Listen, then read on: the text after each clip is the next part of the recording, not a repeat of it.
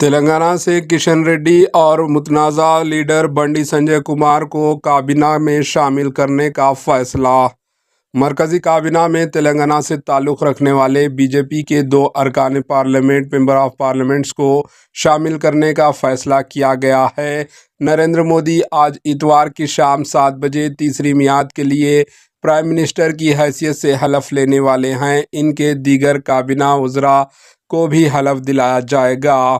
اس مرتبہ تلنگانہ سے کابینہ میں 2 ارکان پارلیمنٹ کو موقع فراہم کرنے کا فیصلہ کیا گیا، کیونکہ تلنگانہ سے بی جے پی کے 8 ارکان منتخب ہوئے ہیں۔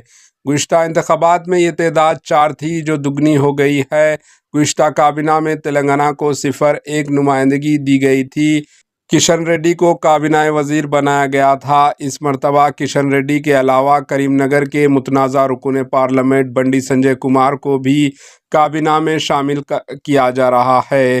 ذرائع کے مطابق پرائم منسٹر کے دفتر سے کشن ریڈی اور بنڈی سنجے کو فون پر اس بات کی اطلاع دی گئی کہ وہ دہلی آئیں، کیونکہ نریندر مودی نے انہیں کابینہ میں شامل کرنے کا فیصلہ کیا اور کہا ہے کہ دہلی سے فون کال موصول ہونے کے بعد دونوں قائدین دہلی کے لیے روانہ ہو گئے۔ بتایا جاتا ہے کہ بی جے پی نے پارٹی کے برسوں سے خدمت انجام دینے والے قائدین کو ہی کابینہ میں شامل کیا ہے۔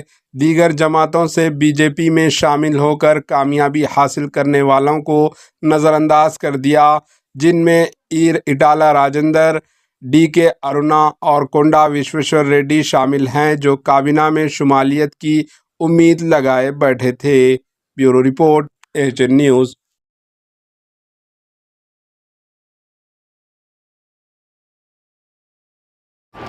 AHN نیوز کو لائک کریں، شیئر کریں اور سبسکرائب کرنا نہ بھولیں۔